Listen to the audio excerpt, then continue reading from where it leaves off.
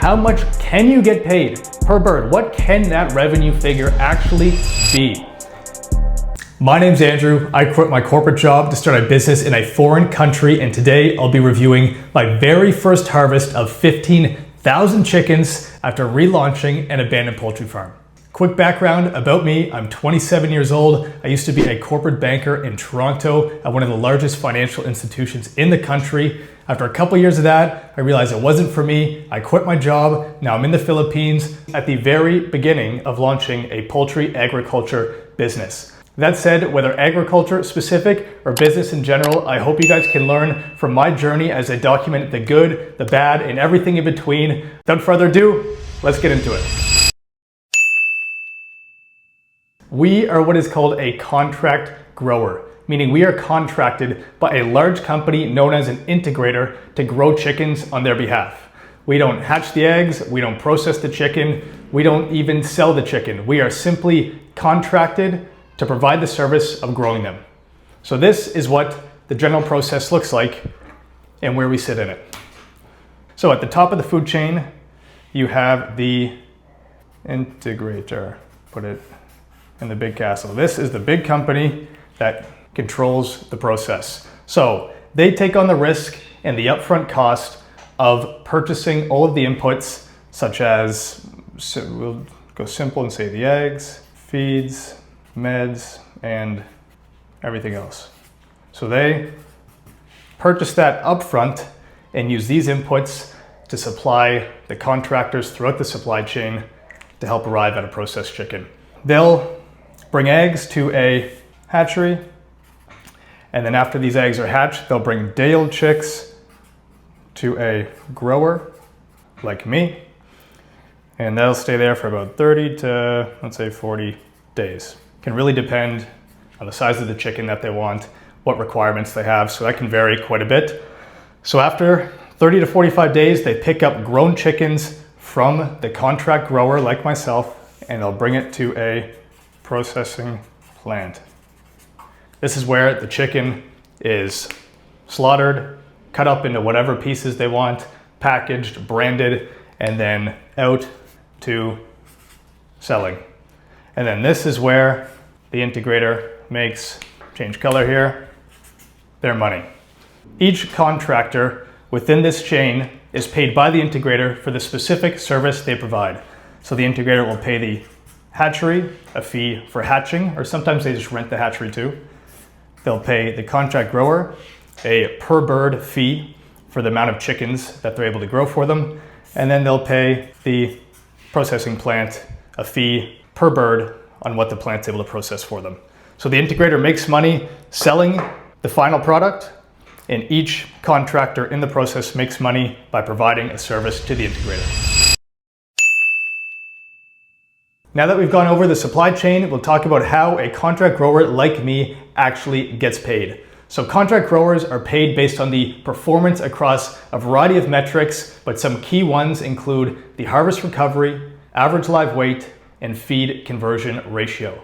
The FCR is really the most central performance metric, as feed is usually the highest operating expense of a farm like this. So you want to make sure you're converting your feed into weight into the chicken, and that's exactly what the FCR is intended to measure. If you're using up a lot of feed and the chickens aren't really growing, and you're spending more money than you should, and you arrive at a product that isn't worth as much money. So with that said, let's take a quick look at what the FCR is so we have a bit of context before we jump into the performance of each variable here. So our FCR, we're going to look at the number of bags feed times 50 kg. That's how heavy each bag of feed is over our harvest recovery multiplied by our ALW. So what this is simplified is simply the weight of feed that's consumed over the weight chicken that's harvested. So you can see a lower FCR is going to be better. Why? A high harvest recovery is good, which would bring down the ratio. A high average live weight is something that's generally good, which would bring down the ratio. And you typically want to use as little bags of feed as possible to achieve solid HR and ALW. So as a result, lower FCR is good. And for all intents and purposes, we'll set a benchmark and say that 1.5 FCR is good. And we'll see how we stack up against this, because this metric directly influences how much you get paid. We'll first look at how many chicks actually started this cycle.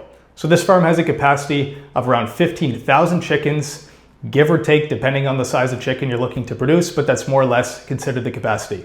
So we had 15,000 chicks dropped off on day 0, but unfortunately it's common to have what's called DOA, dead on arrival, and chicks that you reject. Rejected chicks is typically due to physical abnormalities, weaknesses, chicks that you know aren't really gonna make it to the end of the cycle. So in our case, we had 18 DOA, 11 rejected, and that brings us to 14,971 chicks starting this cycle on day 1.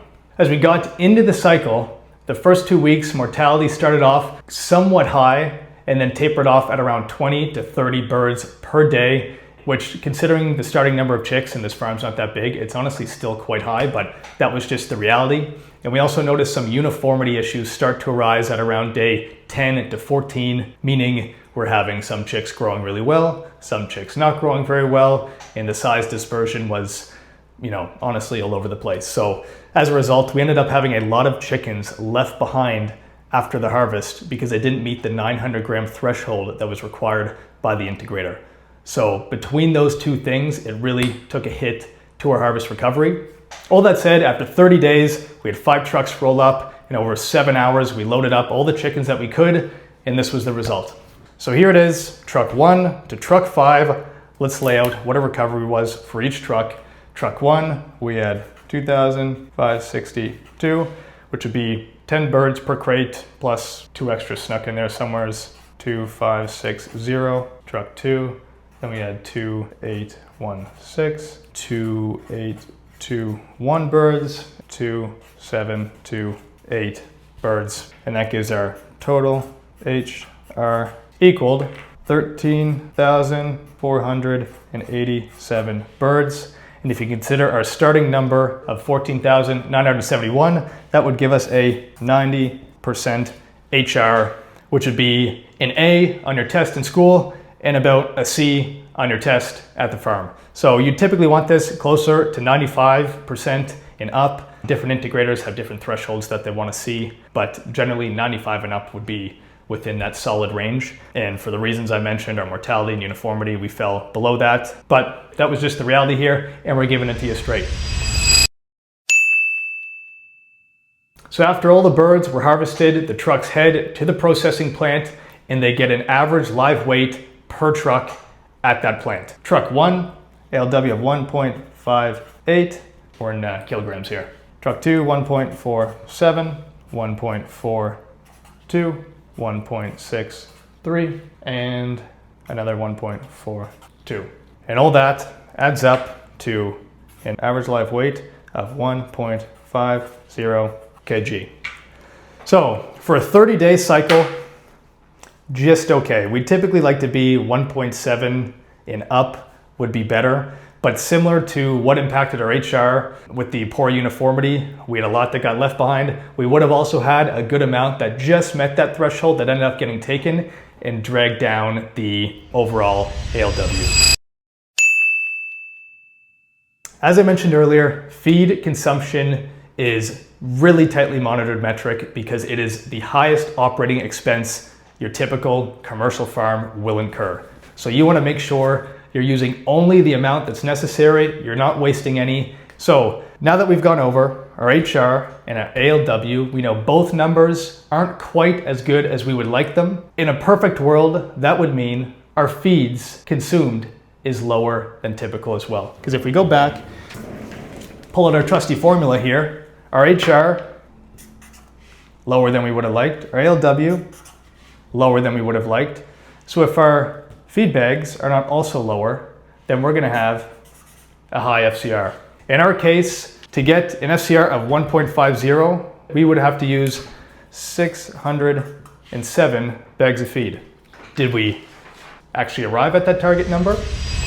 No, we didn't arrive at that target number. We ended up utilizing 667 bags of feed, 60 bags more than what would have arrived at that generally good FCR number. There would have been a lot of environmental things to take into play that would have resulted in feed being converted less efficiently. And it's also important to note, chick quality, feed quality is not all built the same, but those are variables that as a grower you're not controlling, so I don't even want to talk about it. But yeah, we arrived at 667 bags of feed. So I'll jot that down, feed 667 bags. So by now you're starting to see, with all three metrics, a part of our feed conversion ratio underperforming, you can infer that our FCR will also underperform. Now that we have all the variables, we can fill in the formula and see what kind of FCR we arrived at. So I'll get, I'll get a different marker here. I'll just section it off, FCR, and we used 667 bags of feed times the 50 kg per bag. Our harvest recovery was 13,487, and our average live weight, 1.50. And that gives us an FCR of 1.7. So 1.7 in just basic numerical consideration isn't huge. Oh, you're only off by 0.2, but it is quite a big difference. You're looking at decimal point changes that have a material impact, and being off by 0.2 of where we want it to be is actually quite significant. And since the FCR directly ties to revenue in this case, every decimal point that you're off is a hit to how much money actually hits your account. So in conclusion, I think I'd give our overall score, if I had to grade it, we could say a big fat C. It's almost like passing a test you didn't study that hard for. That's how this felt in a way. I've never run a cycle by myself right off the bat, so there was tons of learning to get done, but you soak up as much as you can, you lean on people that can help you, and at the end of the day, you get passable metrics that aren't horrible, but certainly aren't great, but a lot of lessons you take from the process that you'll bring to the next cycle and hope for a better performance. So now that the performance has concluded, we'll see how these metrics convert into cash by building out an income statement for this first cycle. Now it's time for the good stuff here. We're talking about the money. Everybody wants to know, how much can a farm like this make? Cool, your performance is this and that, who gives a shit? What does the performance mean in terms of dollars hitting your account? We'll go through it right now, starting with the revenue. Revenue, for those who don't know, is the top line dollar figure that hits your business before you deduct any expenses. So in our case, it is the money we receive from the integrator before we deduct any expenses from actually running and managing our farm. With that context in mind, I'm starting to ramble here a little bit. So how much can you get paid per bird? What can that revenue figure actually be? It really depends, honestly. It depends a lot on the integrator, depends on your performance, the payment scheme offered by the integrator, but generally you can find yourself within 24 pesos, let's say on the low end, up to 35 plus. I say plus because I know farms that get really good grow 45 pesos per bird from some integrators. But to keep it within, a reasonable average range, we'll say 24 to 35 pesos per bird. So for a small farm like we have, 15,000 capacity, we'd be looking at something like this. I'll build up the income statement here. We have our revenue. For at the high end, if we were at like 35 pesos per bird, our metrics would have been better, but let's say around 500 pesos. And then on the low end, we're at more like 324. That would be the general range for this farm, let's say. Really good performance, bad performance. Now let's build out the rest of this income statement by looking at the expenses. What cost does a farm like this actually incur? And what are some additional things we paid, considering we took this from a non-operational abandoned state to at least being able to accept chicks? There's still lots of repairs that need to come out of it, but let's see what we incurred throughout the month. So we'll get into our expenses. Try to categorize these a little bit so they can make a little more sense. I'll go operating expenses. So these are going to be things that we're typically incurring on a monthly basis, and there's really no way out of it. So we'll look at utilities, payroll, gas. These are for the brooding lamps, really important. Rice hull, chick paper, infectant, and we usually get water filters. On the typical month, these are things we're not getting out of. You have to pay your utilities, you have to pay your payroll, you need the gas, we need the rice hull, chick paper, etc. These are just the basic necessities to run the business. Now we'll get into repairs and maintenance. This farm was in a state of, despair, you could say. So there was a little more that had to go into it, and there's still more that we have to put into it now. We got submersible pumps, generator, battery, brooding, lamp, light bulbs, and we'll just go other. So it comes out to a whopping 47,600 pesos. Okay, so now we'll do our labor/services. We get a cleaning, we had some repair labor, and harvesting. That comes out to another 40,000 pesos. And we have a couple other things. Also throw in Wi-Fi and food. But another 4,000 pesos. That gives us total expenses of 229,600. And that arrives us at a low end figure of 94,400 or a high end of 270,400 as the profit number. So you might be thinking, wow, is that all? You go through all that work and that's your resulting profit. You quit your corporate job in Toronto in finance to make that? Are you out of your mind? Are you stupid? Are you crazy? What's wrong with you? All of those things, I've heard it before and I'll hear it again, but it's important to understand a few things. Firstly, the key to integrator farming is and will always be scale, operating at really, really high volumes. So 15,000 capacity farm is never gonna net you a gazillion dollars, right? It's just not enough volume. In this type of model, when you see people making a lot of money, like they're turning over at least 100,000 birds per cycle. So it's really about being patient, getting good at the core operation, and then scaling it over time so you can take on more and more birds, and then that per bird figure, which seems so small, ends up scaling and scaling and scaling as you grow more buildings, more chickens, and then you can get paid consistently large amounts per cycle. Secondly, a farm of this size, 15,000 chickens, I said this will never make you a lot of money, so why would we do it? One, it's about learning at this stage. It's invaluable to start small because you get your hands dirty on every single part of the process, which will then pay off later as you take a step back from the core operations and try to scale it into a broader business. It's good to have an understanding of the nitty-gritty components of it. And a farm this size lends itself better to a commercial operation, meaning you buy the inputs, similar to the integrator, you buy the inputs and then you sell it, either live bird or you find a plant to process it and then you sell dressed chickens. So the economics on that and margins are typically quite a bit larger, but there's more risk to take as well. Something like that is probably an avenue I'll look in the future, but it's really about nailing this core operation. If I'm not comfortable that I'm going to consistently get high performing grows, there's no reason to go into commercial where you're putting up all this money up front and then you're really rolling the dice on if you can have a high performance grow. This is the very beginning of the process here. We're developing our skills. I've learned a tremendous amount in this first cycle. I've made more mistakes than I can count, but heading into the next one, I'm a little less ignorant and I'm a little bit more experienced, and that's the direction that's positive to head. So then when our second building gets built and should be finished here in a month or two, I already have several harvests under my belt and we can head into a new building with fresh equipment and see what kind of performance we can put up. So I'm looking forward to keep pushing and seeing where we find ourselves. So that is all. That is it from me. Stay tuned for more. Like, subscribe, all that good stuff. Thank you all for watching. It's been an incredible journey so far, so we'll see you in the next one.